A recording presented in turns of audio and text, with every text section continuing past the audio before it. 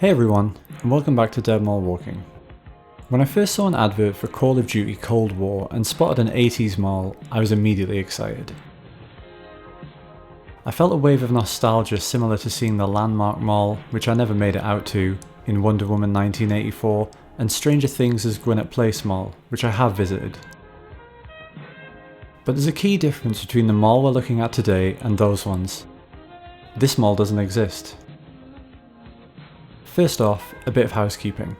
Although this video features footage from Call of Duty, it does not feature any guns. Malls are played host to plenty of crime, including mass shootings in the past, and recalling that is something I very much want to avoid here.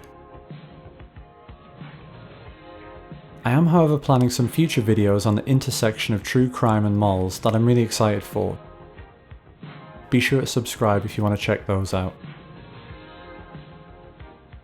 Loosely based on New Jersey's Cherry Hill Mall, even sharing coordinates on a map, the mall at the Pines also pays homage to Back to the Future's Twin Pines Mall, which was filmed at the Puente Hills Mall in California.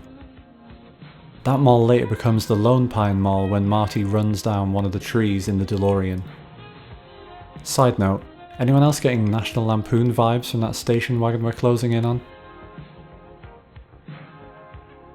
Sadly, there's no DeLorean in this map, although touches like the no skateboarding sign and a delivery truck resembling Doc Brown's parked up outside definitely give you the right flavour. Likewise, the neon pink and blue of the Galaxy Arcade recalls Stranger Things' Starcourt Mall.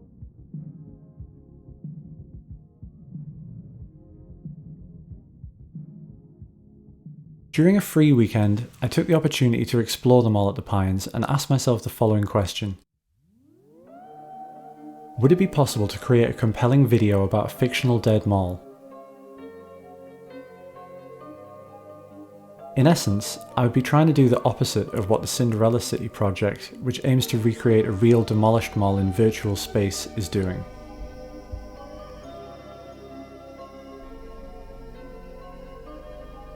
I decided to give it a try.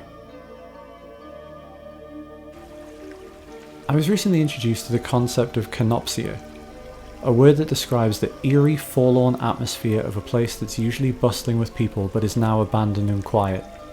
An emotional afterimage that makes it seem not just empty, but hyper-empty. That'll sound familiar to anyone who's interested in dead malls and liminal spaces, and I think it definitely applies in this video. Maybe it's just quarantine getting to me, but exploring this eerily abandoned spot frozen in time was a real joy, and made me eager to get out and film again. I'll admit that I don't know a ton about Call of Duty or its level design, even though I've dabbled with the series in the past, but what I found really striking here is the incredible attention to detail. Even areas that can't be accessed during standard play are carefully rendered, with a capture of one such area scoring more than 500 likes on my Instagram, which is linked in the description below.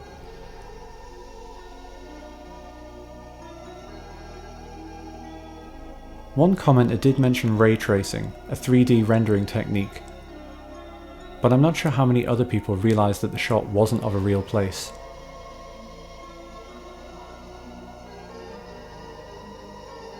Unfortunately, you're out of luck if you want to use the restroom while you're here.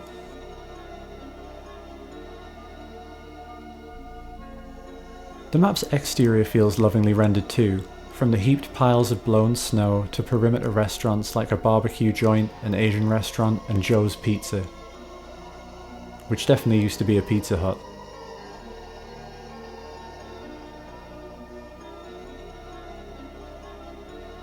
There are no real brands in the mall at the Pines, but it's pretty obvious what its creators are referring to with the likes of Radio House, Friends' Knickknacks, and CD Station.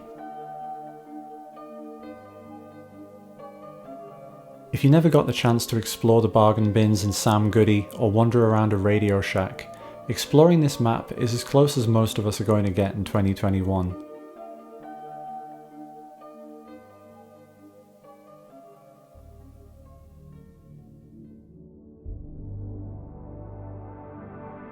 It's interesting to see an 80s take on stores that are still around, like Spencer's too.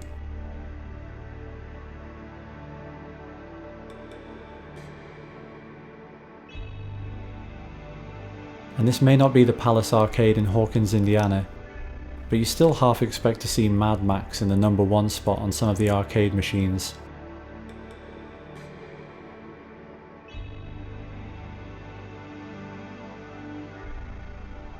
No more fighting allowed. This game is now an air hockey simulator, although I am jealous of my opponent's Mountain Dew.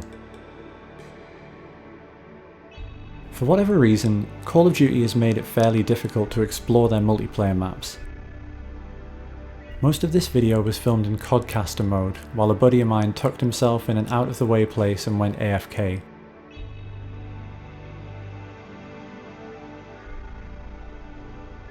You can set a bot loose on the map in hardpoint mode and use a free roam camera, but you risk encountering them running all over the place as you fly around, which can really break the immersion.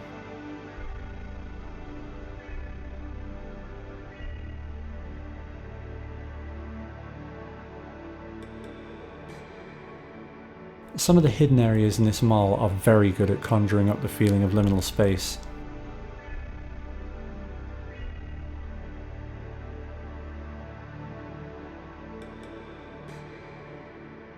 And I get big Hickory Ridge Mall vibes from this food court.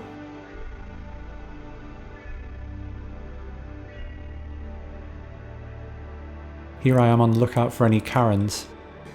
You can never be too careful. If you're having a bad day at the mall, you can always take out your frustrations on a gumball machine. Or some balloons. Or another gumball machine.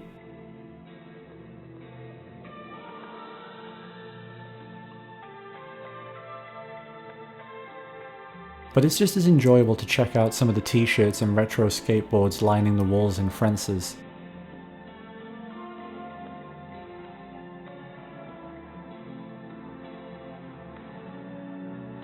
Or, when you remove the context of violence, experience what looks like fist-clenching anxiety while you check out menus in the food court.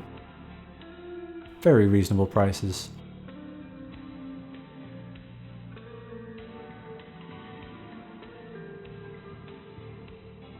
Malls are bizarre places in that they're all different, but because so many are operated by the same developers and contain similar stores and shared aesthetics, they often feel samey. If you're of a certain age, looking at the carpet in Galaxy Arcade will no doubt remind you of some bowling alley or arcade from your own youth.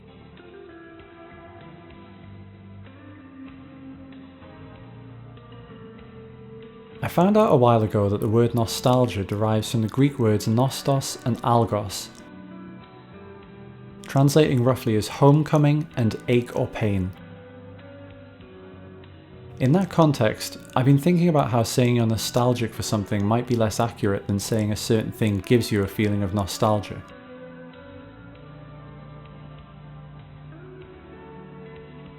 By removing the need to have been somewhere in order to feel nostalgia about it, you start to realise that something that doesn't even actually exist could still inspire that feeling.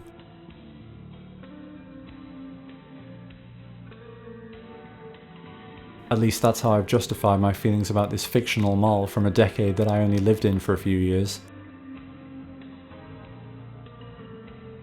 Does the presence of the mall at the Pines in Cold War make it worth the price of admission for dead mall fans? Unless you're a gamer who will get some mileage from the rest of it, probably not. But it offers an interesting glance into the future, and in this case the past, of brick and mortar retail. The preservation of which may become even more important in the wake of the pandemic. As I've already said, the game in its current form doesn't make it all that easy to wander around in here. However, the prospect of exploring an environment like this using a VR headset and maybe interacting with other enthusiasts is an interesting one. Or has what I'm talking about already been attempted with the likes of Second Life back in the early 2000s? With recent advances in technology, I think it's worth another try. But I guess time will tell. If you've made it this far, I'd like to thank you for sticking with what might be one of my weirdest videos to date. I hope you've enjoyed it, and if so, likes and subscribes are always appreciated. Hopefully not long till we can all be outside again and get back to exploring real malls. If you'll excuse me, my helicopter's waiting for me. Until next time, stay safe and goodbye from the Mall at the Pines.